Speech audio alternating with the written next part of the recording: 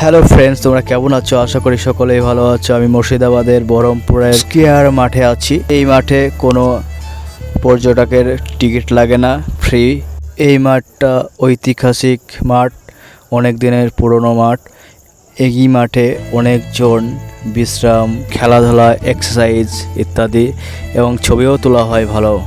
তো এখানে দেখতে পাচ্ছ যুদ্ধ ট্যাঙ্ক, ভারতীয় সেনারা যুদ্ধ করেছে সেই ট্যাঙ্ক এখানে চলে এসছে।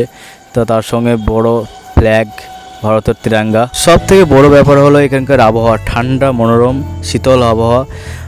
দূর দূরান্ত থেকে এখানে রেস্ট করা যায়। তো এটা সব থেকে সুন্দর রেস্টের জায়গা। মুর্শিদাবাদে এত কিছু আছে, বুক থাবড়ে বলতে পারবো বন্ধুদেরকে। তো বন্ধুরা এত করে পরিমাণে শেয়ার করো, সব বন্ধুদেরকে যেন দেখার সুযোগ মিলে। আর নেক্সট ভিডিওতে আবার দেখা হচ্ছে।